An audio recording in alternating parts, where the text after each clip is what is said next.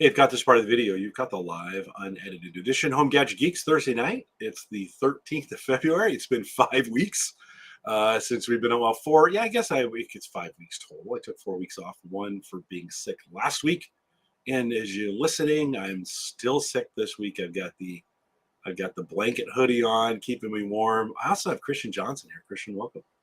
It's good to be here, Jim. I'm glad that you're surviving enough to make the show work out tonight. I think we can make it work. Yeah. Last week at this time, I was huddling here with a blanket in a fever. In the fetal position with the keyboard right above you. Some hot toddy, watching YouTube videos, just hoping I would survive the night, kind of thing. You're like, okay, if I can just break the fever, I'll be fine. If I can just break the fever. John says, Christian, of course Christian sounds normal. Why would he not sound normal? He's fine. You're fine, right? I mean, I don't know if I'm normal, but I probably sound the same as the last time. Yeah, John, you're right. That's it's been a struggle. A lot of coughing. Whatever this is, started with a headache in the back and the fever, which I broke at one point. And then I don't know how you could put that much snot in your head. Like, it's one of those where you're like, are my brains coming out? Type deal. Getting out, just get some steam and some moisture, and then try to. Oh, dude, I don't know how I have that much in my head. It's crazy. Just crazy. Yeah. Well, let's see. Let's make sure. Well, yeah, John, my audio is a little off because my voice is a little off. Let's just be clear. I don't know. I know what he's saying, though. It also sounds like there's Oh, really? It's something a little less than like HD audio, if that makes sense. Okay, let's check. Oh yeah, of course. There we go. How's that? Oh yeah, there you go. There's the podcast. You should have said something to me in the beginning. Well, maybe you were thinking. Well, this is why you have to have John in the chat, because my brain doesn't jump to hi-fi immediately, and Yeah. John's calibrating both audio and TVs in his head anytime he walks into a room, so that you're going to be in good shape. Well, yeah, and I'm still a little delirious at the moment. So it was no, it wasn't. It was the Brio Cam, which is actually a pretty good microphone. It's just a ways away.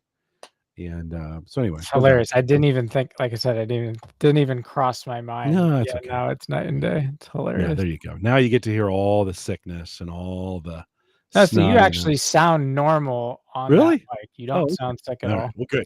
Well, maybe we needed to start with the crappy one just to get like really bad tones, and now it makes it's like swinging a bat with weights on it, and then you take the weights off, and the bat seems a little bit lighter. Mm-hmm. So yeah, well, Christian, in the process, so I usually when I get when I get colds, a couple days maybe, and then it's gone, and I'm like, it'll last very long. So Saturday, I had Trek Up the Tower, which is the vertical mile challenge where you climb the First National Bank Tower here in Omaha, which is 40 flights. I did that 11 times on Saturday, and for a vertical mile, and that was dumb. That may be the dumbest thing I've done sick ever. And I thought, oh, how hard can it be? We'll be fine. I'll burn this sickness out of me with this physical challenge. At some point in the middle of it, I thought, I'm going to give myself pneumonia.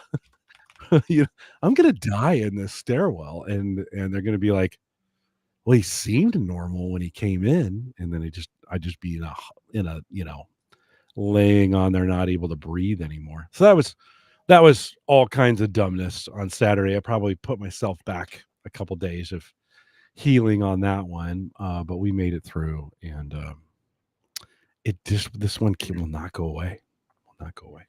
But we're here. You're here. I'm confident. We'll be fine. All right, let's I want to go about an hour, so let's kick this thing off, and we'll get going here, guys. Thanks, John. Thanks for covering me on the audio there. I thought I checked it, but that's just the way it is. Let's hold on. Let me change this really quick. There we go. We'll get this one there. All right, guys. Thanks for coming out tonight, Dan, Ken, John, Joe. Good to see you guys. Appreciate you guys being here. Let me get the chat there. Okay, here we go. This is the Average Guy Network, and you have found Home Gadget Geeks show number 636 with Christian Johnson, recorded on February 13th, 2025. Here on Home Gadget Geeks, we cover all the favorite tech gadgets that find their way into your home. News, reviews, product updates, and conversation, all for the average tech guy. I'm your host, Jim Collison, broadcasting live from the AverageGuy.tv studios here in a super cold -4 this morning.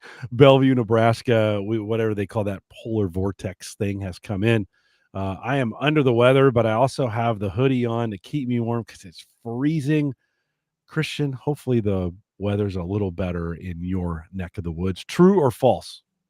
It's been a little bit bipolar. So we had fairly warm weather and then snow, and then it kind of melted pretty quick. So it hasn't been too bad overall. Typical February, right? Yeah. Run the snowblower twice this season already, though, which for Maryland is kind of unusual. Really? Yeah. Really? I finally ran it yesterday. That's the first time we've run it, which is very unusual that few at times here in Nebraska. But well, that's good. It's good that you have one. Nice that you got some driveway. It's a long driveway, isn't it? But interestingly, I inherited quarter ownership in a snowblower when we bought the house, and so 4 neighbors that were like part of the original homeowners builders on the street did this kind of setup. So the snowblower kind of rotates its way around to the 4 neighbors, and we each kind of take our turn with it, and it works. It's a Aaron's. It works great. So and I haven't really gotten my third garage request fulfilled in my dream world yet. So it's I don't have to store it in the garage with the other cars. So it's good. It works out. Good. That's unusual to get 4 neighbors to share one snowblower. Yes. And make that work. On our street, everybody's a little over the top about clearing each other's driveways. So like if you don't get out right away, chances are you don't get to clear it. Like that's kind of the neighborhood deal here. All the guys are out there, suited up, clearing dry, which is very, very nice. It snowed, excuse me, 4 or 5 inches yesterday, and 2 of them were already cleared when I went out because my neighbor had done a first pass. So anyways, we'll post a show with some world-class show notes at theaverageguy.tv. Big thanks to our Patreon subscribers. If you are one of those and maybe you thought I disappeared over the last 4 weeks, we're back. And check out, you can be on the Patreon team if you want to, theaverageguy.tv/Patreon. And don't forget to use those Amazon affiliate links right through the front page. There's a little red sentence that says we're an Amazon affiliate. Click on that. You don't need to do anything else. And whatever you purchase will help the network. Big thanks to Mike Weger, who was on 4 or 5 weeks ago, whatever that was. Surprisingly, he's back next week. So I've been gone that long that we've got Christian and Weger back to back, and he'll be here live next week. Hopefully I'll be cleared up. My voice might be bad, but I know somebody's eyes who are a lot better. Christian, where's the glasses? What happened? Yeah, I finally got over myself and decided to go in the chair for bladeless LASIK.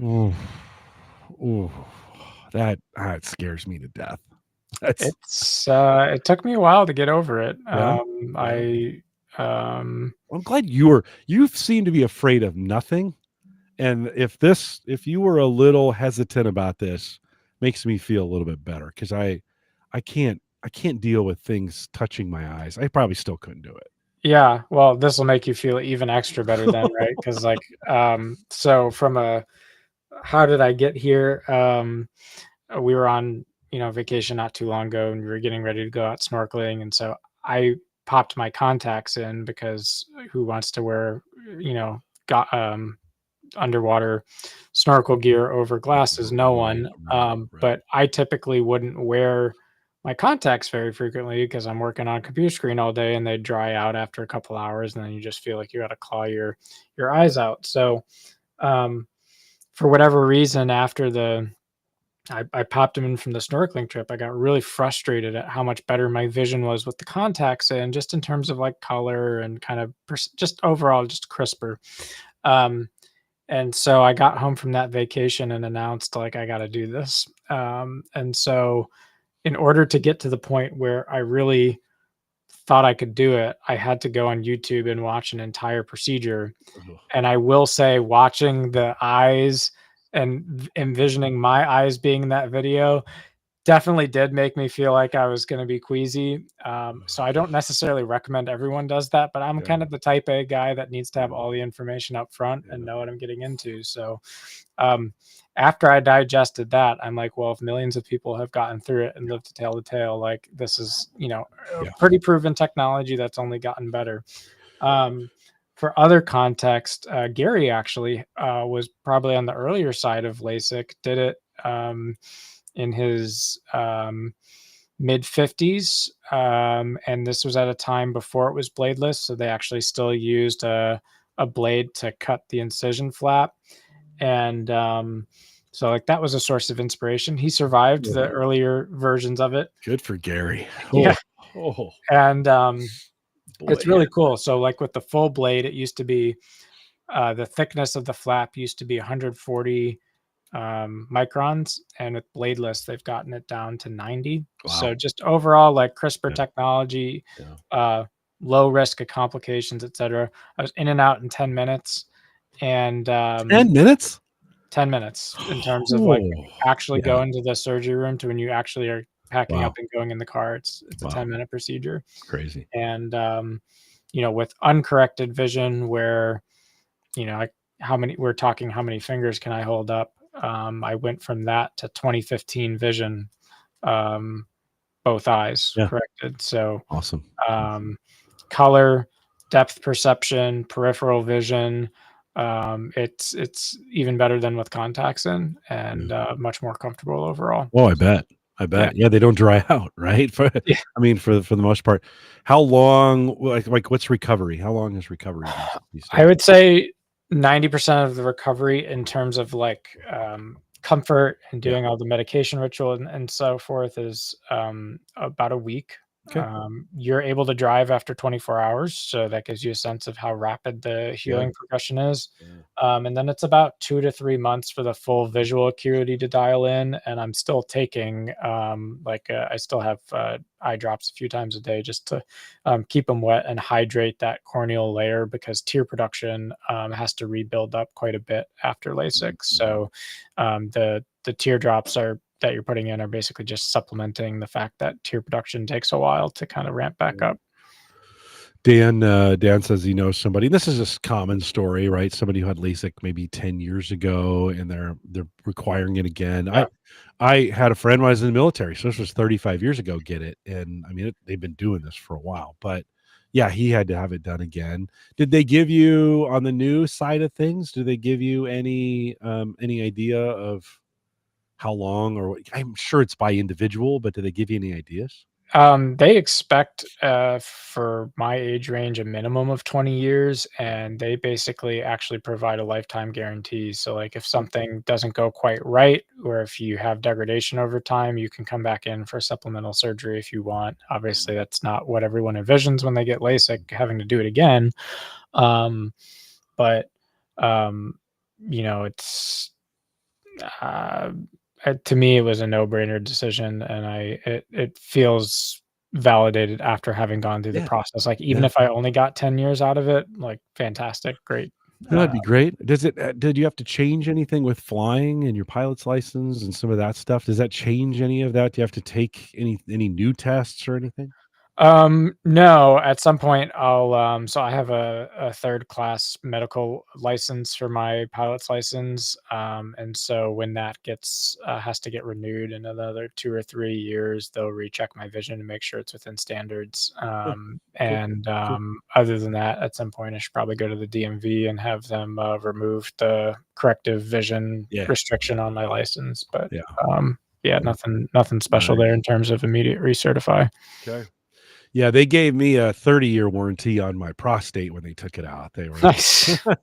you're not going to need a surgery again for 30 years. So I was like, okay, that's nice. It's nice to know. So, those guarantees are helpful when we're doing stuff like that. Well, congrats on that. That Christian, I never. Everybody's like, oh yeah, and I'm like, oh no, I'm not. I am comfortable with glasses. I've had them my whole life. I think I'll be okay. A baby, mom and baby doing okay so far. Yeah, We're getting doing close, great. right? Yeah, we're about 5.5 to 6 weeks out. Yeah. So Yeah, good. close. All right. Well, we'll stay. Yeah, everyone's doing well.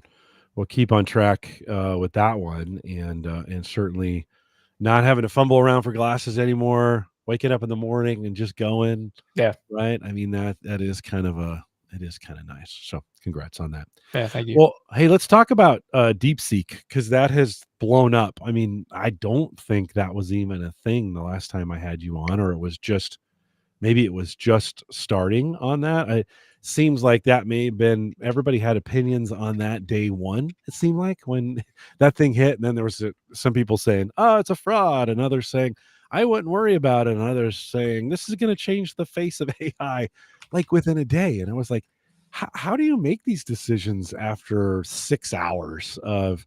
I mean, it literally blew up on everybody so fast. Your thoughts on that? Yeah, I actually think it's really fascinating in the sense that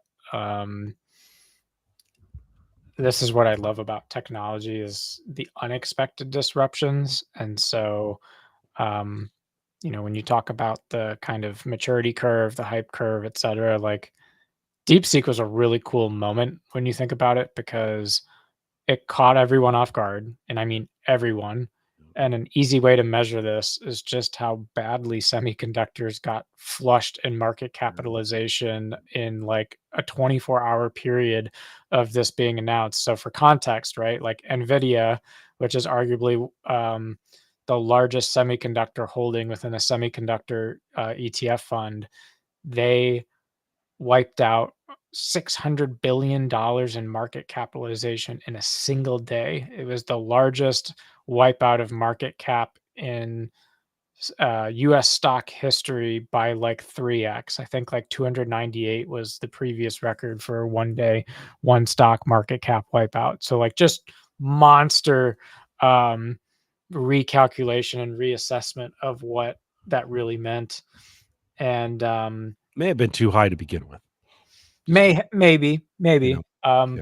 Yeah. We'll see. The profits Yeah. have been Yeah. amazing. Like they No, have that's true. stunning Very earnings. true. So That's true. Yeah. it in Yeah. some ways it does has historically justified their high valuations. But the main calculation or the main thing that really unnerved people about DeepSeek is that when you're going head to head with all the bells and whistles, comparing a DeepSeek to a chat GPT style algorithm, uh, they have very similar compute requirements. However, there's a lot of cases where the DeepSeek model can be slimmed down into basically a more tailored mode of operation that makes it insanely more efficient while getting very similar results to the kind of the full Ferrari. So, I liken it to the difference between driving a Mustang and EcoBoost mode versus turbo mode, right? Like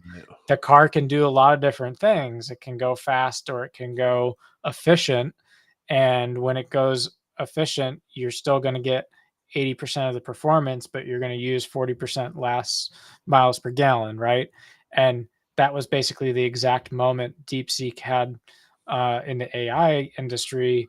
And this is the type of thing where winners and losers are really battling it out in the AI space, right? Because I think the historical model in the last 6 months it has been that huge capex and capital investment in data centers, power, chips, the new rack types, the density of those racks you can land, the size of the data centers. I mean, it's really just been a game about how much compute am I going to be able to get online. And a lot of people saying we don't even have like the US power grid infrastructure to support all this stuff that's coming. What are we going to do? And so, the one mindset has been kind of really throwing deep into capital expenditure to try to keep up. And then what was so earth shattering about DeepSeek is that, well, maybe we don't need all this capital expenditure at all, which is like why is part of why it was so earth shattering for the market is because like people are throwing hundreds of billions of dollars into these investments. And I'm not saying this is true or false, but let's just say in the long term, you reduce the amount of hardware you needed by half. That would be a stunning change in a relatively short period of time for how much compute you need to achieve um, sophistication in AI. So, you know, it really was a big deal. And you're seeing like that would impact someone like NVIDIA who's trying to sell a lot of racks of Blackwell chips into data centers, et cetera, H100s, H200s. But, you know, it explains things like, well, why is Meta going off to the moon, right? Because, yeah, they're still doing CapEx investments, but they made a very interesting play, unlike open AI, where, you know, their models truly are open source AI. And so people are like, well, how did DeepSeek literally come online in like a year and a half and start, you know, taking names? And well, the answer is that they used a fair amount of the technology from the open source Llama model that Meta developed. So it's very validating to Meta's strategy. And so you're going to see like shifts and where people are thinking about AI investment, especially into more like you'll see rotation into software names and names that are going to be more adaptable or versatile with the algorithms and less about maybe necessarily just the biggest, baddest hardware compute platform you can get out there. Um, so I think that's really interesting, and that's a really important development. And if you kind of go take a step back and think about kind of the two models of how you could go about AI, most people have had this kind of what I call the big brain AI model. And the big brain AI model is that you have one giant centralized brain, which is your, you know, racks and racks of H200s and dozens of data centers. That's kind of the big brain model, so to speak. And then you have this second model, which is we can carve off slices of the AI brain and put it in a bunch of different small, different size form factor, different size compute platforms, and specialize those brains for those specific tasks and do them really, really well, but still do it in a way that has some level of general sophistication, even though it's efficient or particularly good at set tasks. And so I think most people were getting very bought into the one big brain model. And now DeepSeek has really made people like kind of think twice about, well, maybe not, or maybe not for all of the things, right? Yeah. So it's exciting to me because it's really pushing competition, I think, in ways that weren't quite anticipated. And, you know, it's making names that only a year ago we would have thought would have been unstoppable, like OpenAI, start to look a little bit like starts to look interesting in relation to other models out there now. Dan asked a question in chat. He says he was under the impression, and this was one of the early naysayer kind of comments that came out, that DeepSeek was able to do what they were able to do so cheaply because they're standing on the shoulders of companies like OpenAI. Your thoughts, you know, on that, and even some, even some, hey, it was stolen, and you kind of want to go, it's open source, like. Isn't that the definition? Anyways, your thoughts on that? Well, I would say DeepSeek in particular is standing on the shoulders of Meta in this case, not so much OpenAI. But yeah, definitely, that's a huge piece of it. But Meta, because it's an Llama model, right? They're right. the open source models that Meta has put out there are very available. You can, if you download LM Studio, you can just pull those in and interact with them. Like you can do those local, which is kind of cool. In fact, DeepSeek is available today, because it's open. It's available today through LM Studio. You can just pull that in. And there's a other variety of ways. I just found LM Studio the easiest thing to use to do local AI with. And so you can, those models are all there, as well as I think Microsoft's got a Phi model. If I don't know how they pronounce it, but anyways, sorry, I interrupted. You keep going. Yeah, so like there's definitely the one piece about standing on shoulders of giants, but if Meta had that all figured out, Meta would have just done it, right? So like there Yeah. is still Yeah. something unique that I think is important, which is that Deepseek challenged some of the fundamental assumptions that um, big companies with big dollars were making about what is the right way to go around uh, doing training of these models.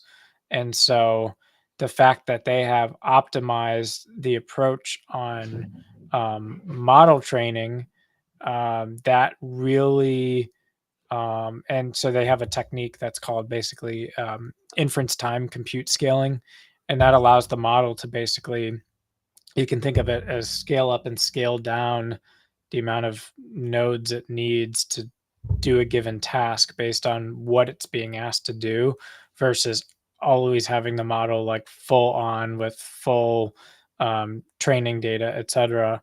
And so they really figured out a method for managing the training model in a way that um, others kind of dismissed. So I think that is something that's unique, that puts it beyond just, oh, they took something in open source and called it DeepSeek. Like it was a bit more than that. One of the things that's been helpful for me with AI is kind of just reading the documentation in the open source community. I joined the Alama Discord group and have been kind of following the comments. I don't understand everything they're saying, but it has been really, really educational just to read what people are saying and what people are doing. And it gets me thinking kind of what you've been talking about. The way I've been thinking about is the modularization of AI, and that it's where the kind of training these smaller models, then they begin to work together at times, kind of based on what you're trying to achieve. You also see in the open space this incredible specialization of AI, these AI models. One of the things that's been interesting to me is the size of them. So, running one locally, the ones you're running on the web are billions, right? And you can't, I've tried to run a 40 billion model. It just doesn't work locally. It's like even the computer will warn you, like, you could download it. I mean, the size of the model is downloadable. You just can't run it. But the 1, 2, I've run some 7 billion models that seem to work well. But Christian, that's been helpful for me. I wouldn't say I'm an expert, but it begins to get me into the speak of what's being talked about, how they're maybe like this one is specialized for code in this way, so it can do these kinds of things. Have you tried any local? Have you tried to run anything local? Are you involved in that in any way? I haven't, which is kind of shocking, Yeah, it to is be kind of honest. shocking. Yeah.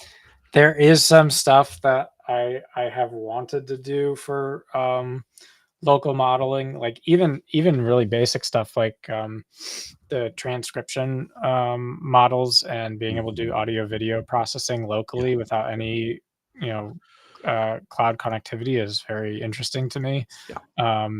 So there's stuff that I feel like I should be running, and I do have the hardware locally to run it. Yeah. So Well, and don't anybody get me wrong. I'm not modeling. I'm just running the models. yeah, yeah, Like yeah. I'm downloading them, and then the LM Studio has a browser like front end, like you'd see in ChatGPT or even Copilot, and you just put your queries in, and you can kind of start running them locally. The M4, the Mac Mini M4 runs them pretty well. I've got a Ryzen 5 PC that's got a 3060 on it.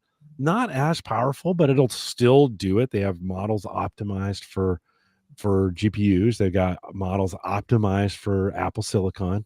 So there's some cool in that community. I think there's some cool things being done. I don't know what they're doing or how they're modeling it, but to hear the dialogue around it that's going on in the communities, I think it's been, to me, has been more helpful just to have some kind of clue of what's going on, you know, in that space. Yeah, and that's kind of interesting too, because I think the LM Studio is neat because you can, on one hand, have models compete against one another, but you can Yeah. also kind of shop the model that best fits the task you're trying to achieve. Yeah. And that's probably going to be a space you'll see us be in for a while, where people will start to performance rank and pick models that meet the task that they want to do and have preferences for specific tasks going to specific models versus just always sending all tasks to a default model of some kind that they like. So I think Mhm. that's pretty interesting. Mhm. Um, Now, is LM Studio, is that paid software? Is that all Nope, free? that's free from Meta. I think they're behind that. It's Okay. still on a point release, so I think I'm like at 0.39. So, but the like I did it. Like if I can do it, anybody listening could. You just download it, run it like an application, and then it's literally just drop down, choose the models. They have, I don't know, 70 models or so that you can Deepseek is one of those models. Now, there's also this idea of distilling, right? I don't are you familiar this where they kind of take the bigger one and do some training to bring it down? What would you, cuz that makes some of the big models actually runnable for us small guys, I think. Yeah, and I think that is another example of the DeepSeek story at a maybe Yeah, a yeah. slightly smaller scale, right? Where it's giving lifeblood to model portability. And I don't know that that's going to go away. I don't see how that goes away, especially after um, what we've seen DeepSeek be able to do. And there also like there's some interesting.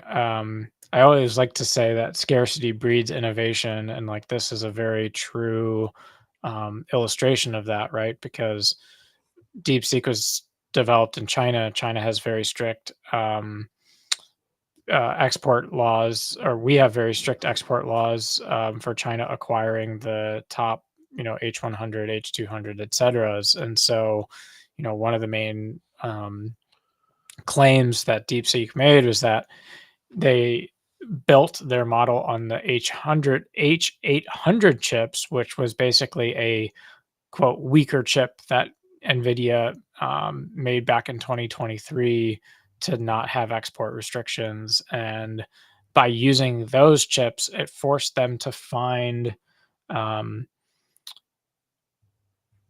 optimizations and enhancements for how they could get, you know, for like performance to an H100 while using these lesser chips. And, one of Yeah. the things that they found that was considered a um, significant breakthrough is that traditionally a model has weights, right? And that's part of what's happening in training is it's generating and adjusting weights for different um, information nodes, and those are traditionally all represented as um, 32-bit floating point values.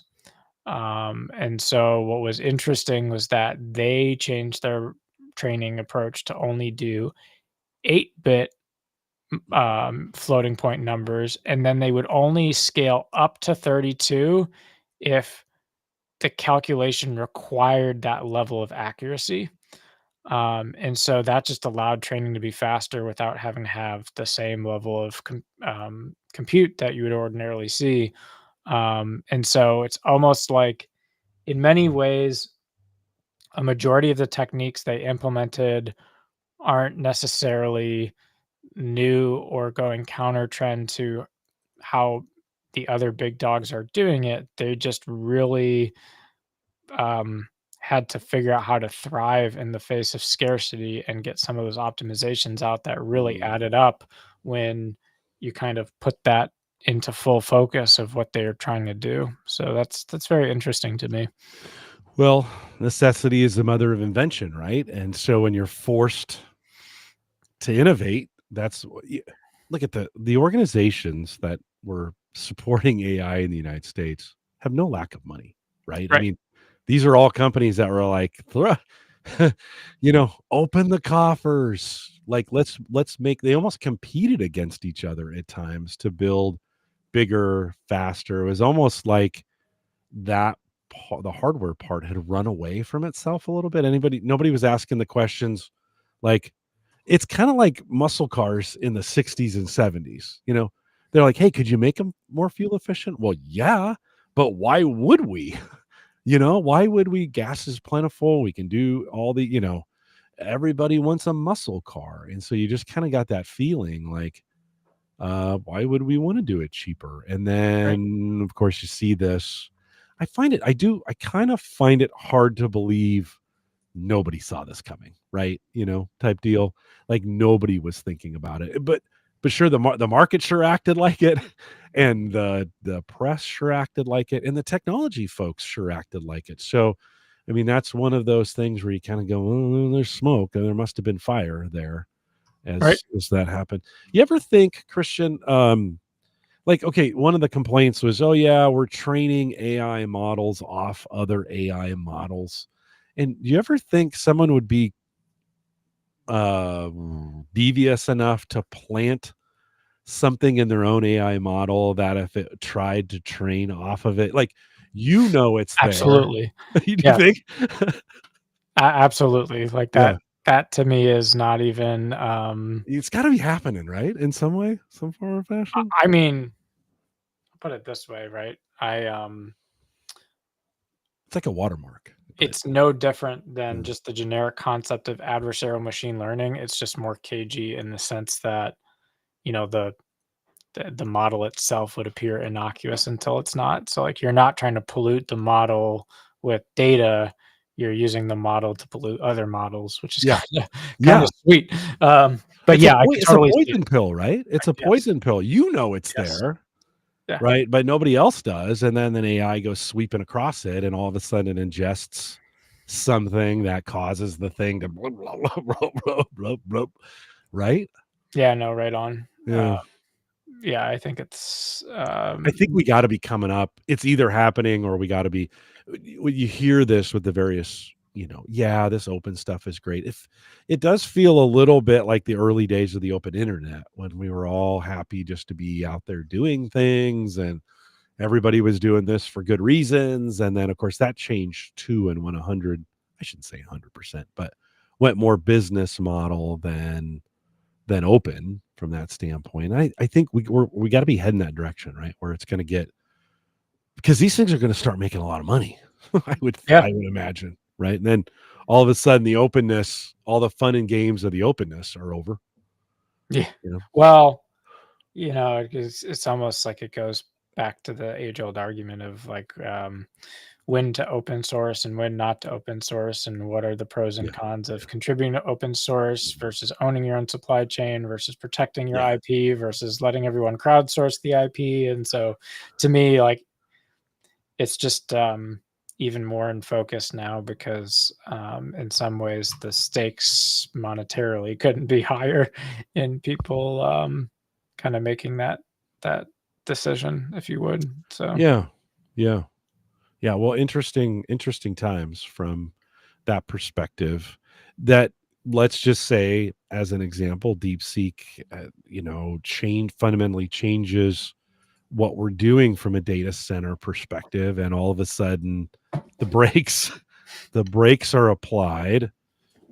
We begin to see some of that stuff maybe coming back into the market, like where it had been, again, prices had gone up, things were getting ridiculous again, not necessarily like the crypto days, but right. kind of like it in some ways.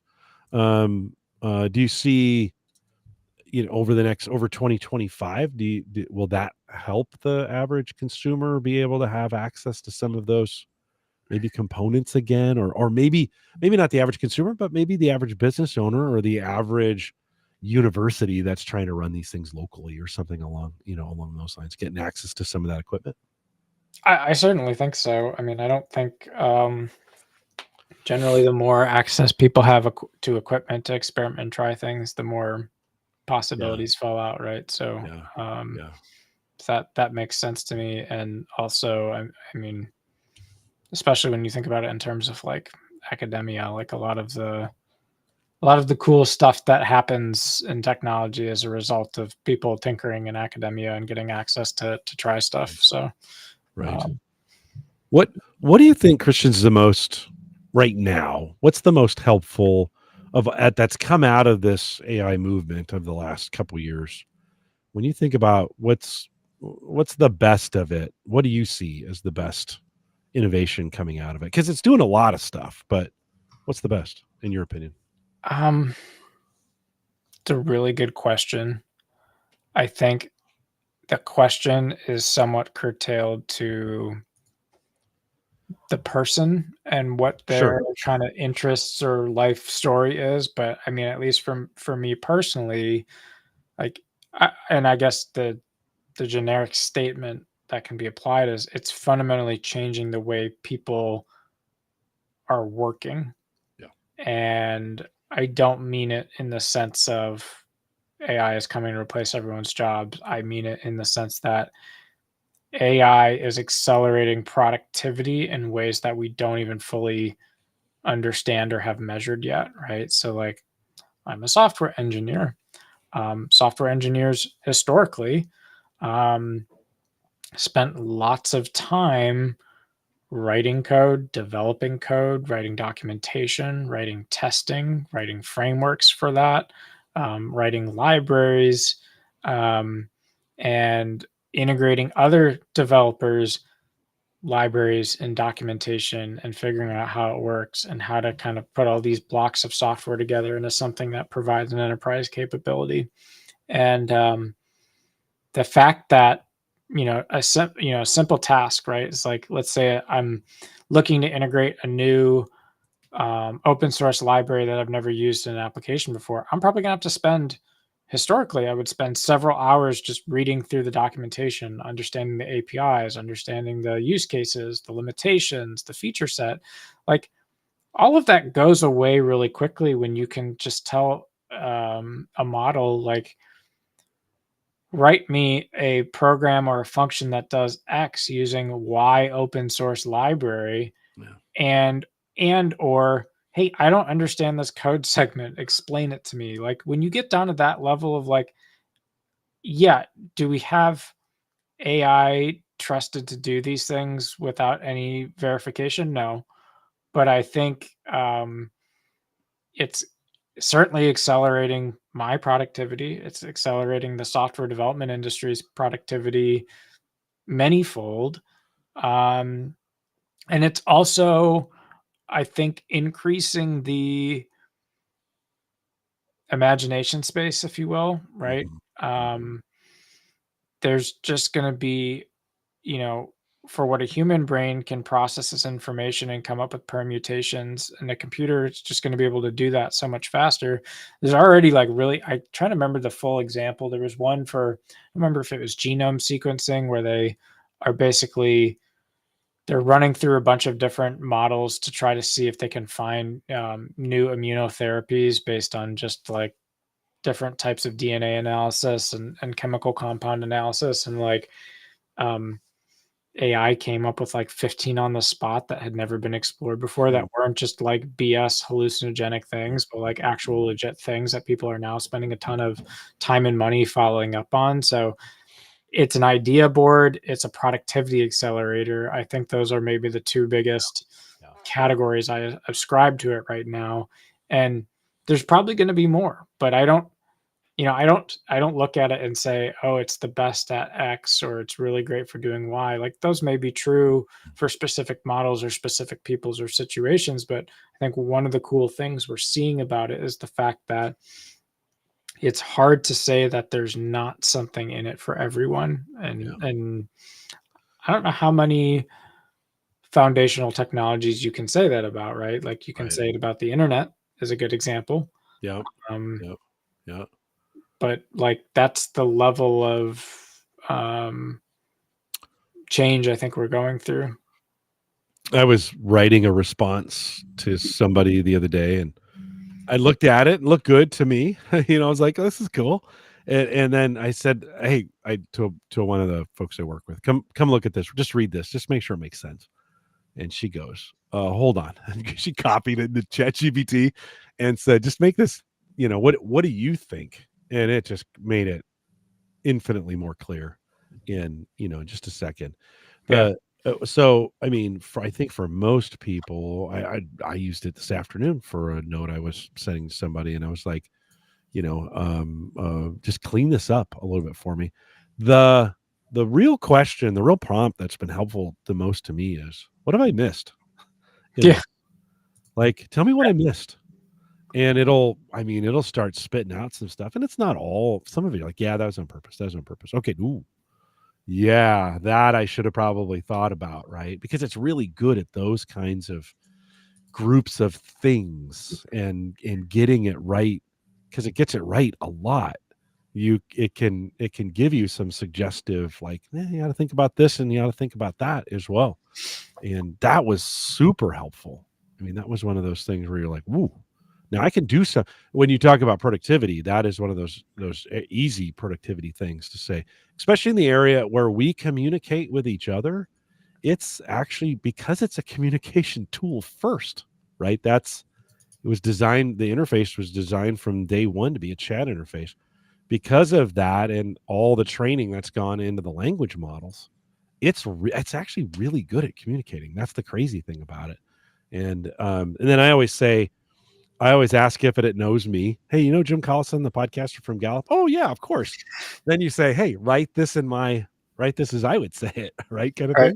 thing, And so it's kind of helpful having a little bit of a persona out there where it picks it up and kind of knows. Now, it's a little cheesier than I would probably be, but you never know. You never know. Well, and I think the other thing that you called out is like for me like scenario development, right? Of like being that sounding board or that rubber duck or that kind of like back and forth in a way that's much more limitless in some suggestion and compared to like doing that with a human, right? You can do it with a human until you get tired out or I need food or I'm tired and not thinking or my expertise is limited to these areas. And like for AI, like it can rubber duck in a much larger space for a lot more time and a lot more endurance than what a human can rubber duck for. So I think that's actually really a cool or unique aspect of that, and then it speaks to the kind of when I talk about the that kind of inspiring new directions piece. It can be a collaborative process between the person using the technology and how the technology is enhancing that. Mm-hmm. Yeah. I think now that we're past the shock and awe of this and the parlor tricks, I think we're actually getting to this phase where it's getting really good. Like, Yeah. Some of the voice things that I've done with it, some of the some of the video stuff, some of the editing. We haven't talked about at all is hold on before I say that one. What would be awesome, it could be listening to this entire conversation between you and me, and then we could ask it that question. Hey, what do we miss? And it would spit out a few things. Hey, you didn't talk about this. Oh yeah, I didn't talk about this. I mean, think about that as a behind the scenes companion for podcasting. And then think about translations. I mean, this is an area, again, because it's a language model. I think this is the beginning of the universal translator, so to speak, that we saw in Star Trek. But I think the translation bits, because translators have traditionally fallen down because they, on the back side, they transliterate, they don't translate. Yeah. And a GPT that running through saying, okay, this is the transliteration, now make that better. Mm-hmm.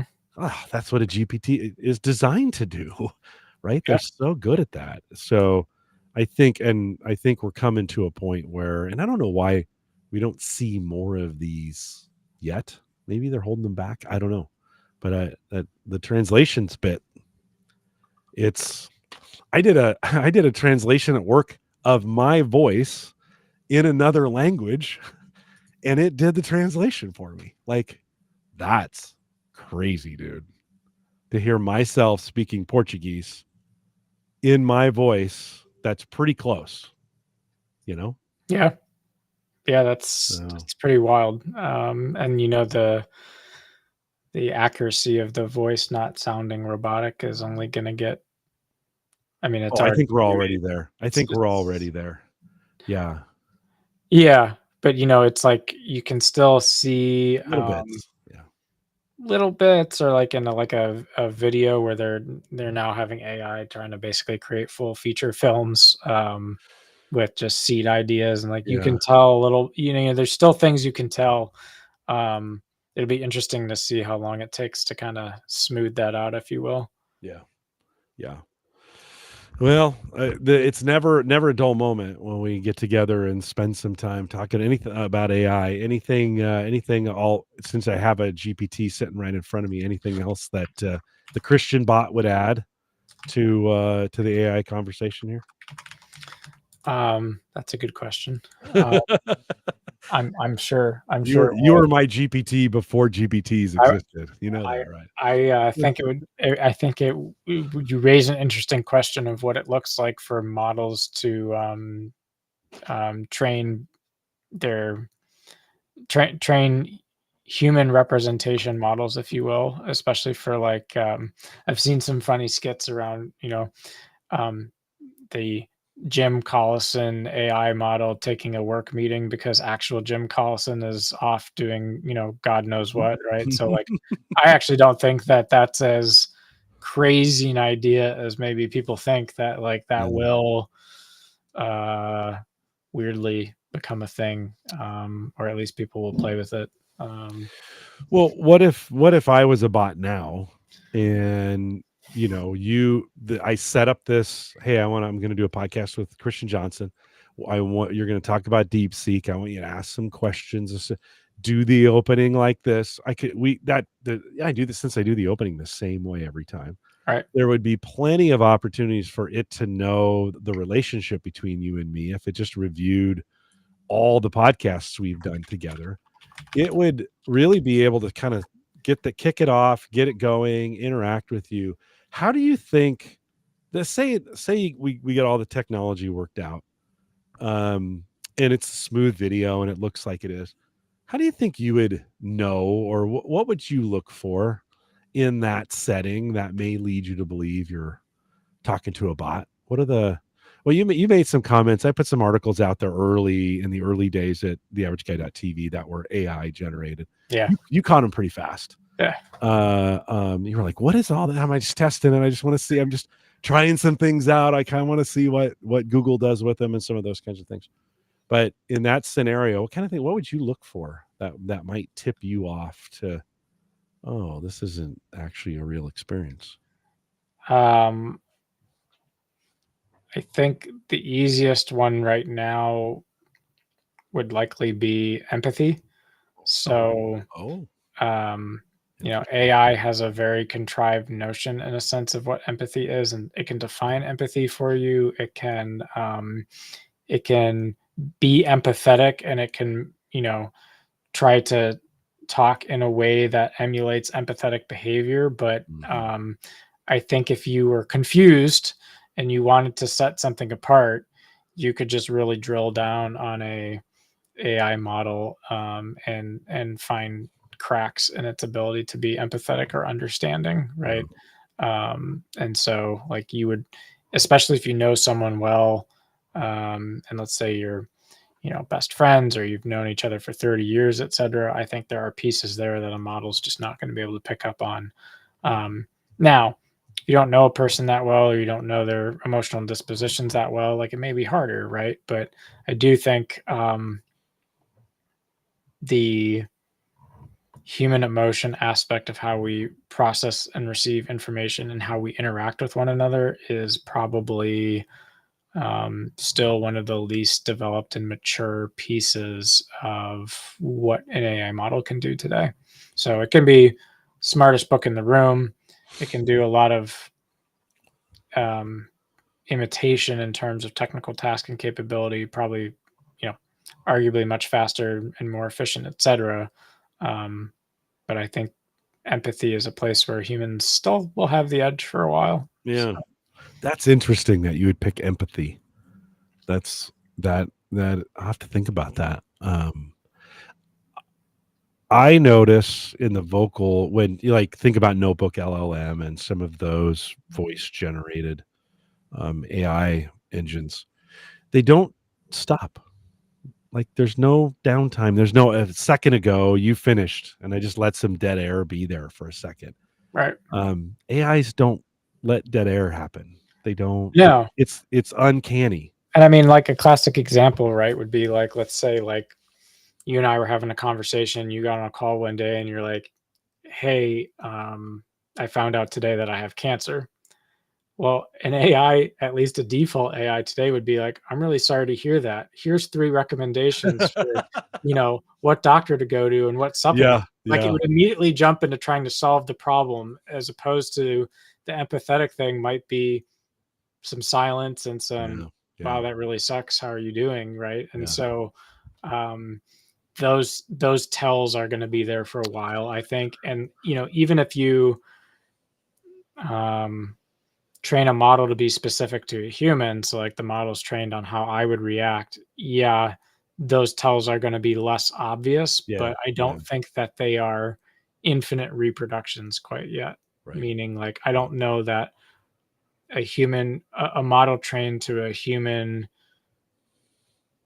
engagement would necessarily get to the level of depth that people can have in those situations, and that can certainly change, right? I'm not saying that that's an impossibility by any means, but I definitely think it's something that is a clear delineator, at least right now.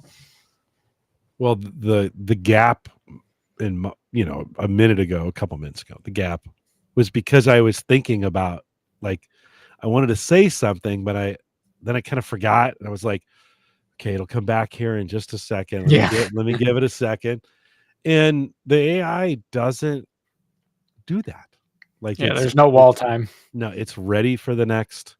It's kind of ready for the next question. When I was first getting hired at Gallup, and we had this selection interview, was over the phone. These are human interviewers, but they do the same interview, 8 times a day, 5 days a week. They're really good at just reading the question. They can't interpret it, and I swore that was some trickery in a recording, or is this somebody real? Is this fake? Right? No, it's a real person. They were really, really good at it. In normal conversation, we don't. The AI seems that way to me. It's just really good at a conversation because it's thinking so much faster than we are. It's starting to line some things up, and it also doesn't stop for a second and go, "Is that what I really wanted to say?" It doesn't have that kind of, yeah. It's one of those tells. Early on, the tell was, let's delve into, like, that word delve. Like, nobody uses that word delve. Stop using it. And the dashes and some of the other things that were kind of associated with it. But in the vocal AIs, which I think is the next, I think there's some things. I think so. I think there's some things coming, setting up with that. By the way, I asked ChatGPT. I was having a conversation with you about Deepseek. What should we cover? And it said, well, you should spend some time thinking about the origins and vision. You did that a little bit in the very beginning, the technology and innovation around it. We talked a little bit about real world applications, what really happened in that space, its competitive advantage, which is cost, right? Future trends and expansion. We didn't spend much time talking about AI ethics and responsibility, but it gives you this really good list. I mean, this is not a bad list. We kind of followed it without necessarily having it. I just asked for it now. So it does lists pretty well, that kind of stuff. It's pretty good at that stuff. Any other thoughts, Christian? No, I like where we went with that. That was good. Cool. Well, if you want to check out that LM Studio, free personal, there's a business model if you're a business and you want to use it for business. But I think they're really just trying to make that kind of the open source tool front end for all those free models. And it's not just Meta that has them out there. Microsoft's got a couple. I think one or two of Google's is out there, and then DeepSeek is out there. So if you wanted to give that a try, I don't know if most people can run the full model, but they've got some distilled models down that you can try out. I think for most folks, you don't have to have a lot of power, but you have to have some. You're not going to run this on on an older. They say on their website, yeah, just grab your laptop, it'll be fine. Like, you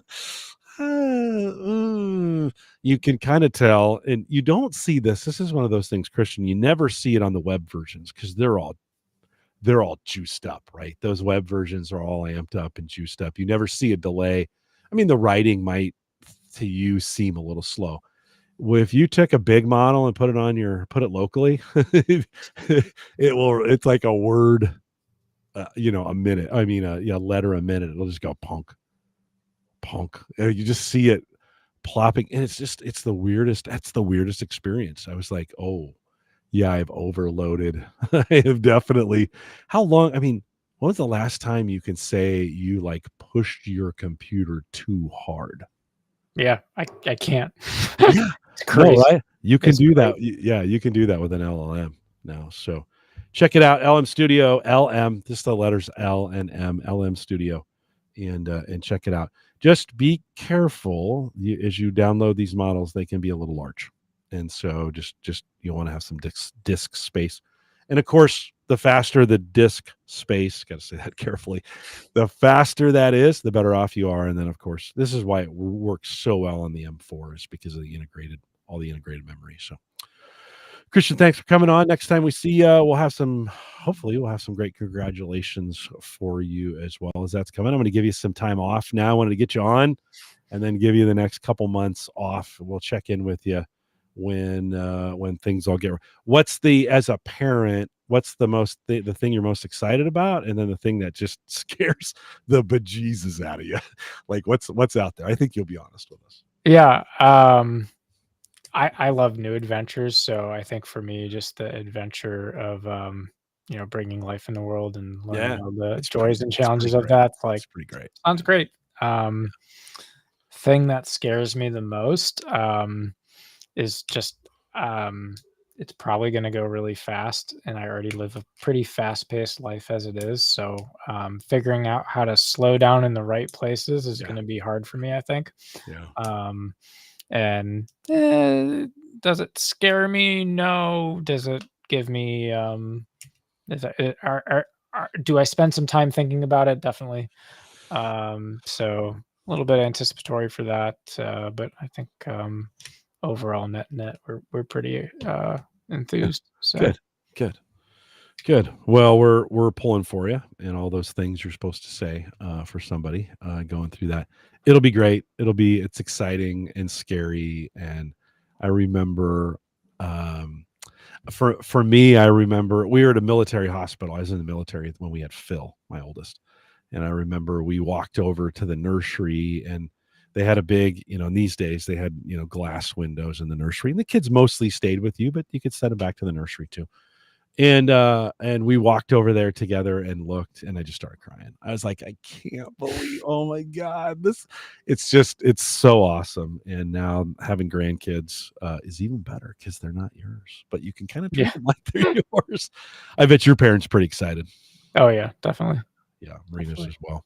Yeah. So, okay, well, we'll say good luck to you. Hang around for a second. Let me close this thing up, and then we'll do a little bit of a post show. Just a couple reminders if you want to join us in the Discord group. That's where I post when the show's live and all those other good things. theaverageguy.tv/Discord. Leave a message. No, don't leave a message, but you can if you want to. No, I'm not even going to say that part. See, AI wouldn't have done that. It wouldn't have realized. It wouldn't even have made this mistake to begin with. TheAverageGuy.tv platform with web and media hosting, powered by Maple Grove Partners. Get secure, reliable, high-speed hosting from people that you know and you trust. For more information, visit maplegrovepartners.com. Have you thought about hosting any AI over there at Maple Grove? Any thoughts on that? We haven't. We Yeah. haven't actually. I don't know why you need to, just to be honest, unless you had a niche. Yeah, Right. I would agree with that assessment. We might get into things that look and smell like different types of storage solutions than traditional web and media hosting at some point. Ooh. But Ooh. Yeah. One of the things I've seen, you can think about this. One of the things I've seen is AI on top of storage to help find things. yeah. Right. And I'm not There's a sure. niche. I've used the Copilot model. I mean, it's okay, but that could be an area, right, where you could say, hey, bring me or whatever all your works. Like from a podcasting perspective, you could go through and you've got all my audio, you could go through and do transcriptions and put those places and then do some things or whatever, right? I mean, I think there's some real opportunities for that. So I'd be kind of offering that as an additional service that, hey, you can come to this portal and search, and a really good search, very helpful search of some of the things that's already on there. So not there today, but check out Christian's still got some plans, as little as $10 a month, and they're awesome. MapleGrovePartners.com. We are live every Thursday, 8 p.m. Central, 9 Eastern, after theaverageguy.tv/live. If you want to contact me, send me an email, jim@theaverageguy.tv. Christian still, it's at christian@theaverageguy.tv. And we'll be back next week with Mike Uyghur. We'll catch up with him. I think I'm going out to his place on Saturday to pick up one of those, or Sunday to pick up one of those. Oh shoot, what was it called? Those repeater devices, Meshtastic. I think I'm finally going to get my hands on a Meshtastic device. We're going to try it. Those are the point to points. Yeah. Point to point. And I think you can get five jumps. Okay. Or something on them, and they're kind of IP based some other radio wave. Yeah. Z-Wave. I don't know.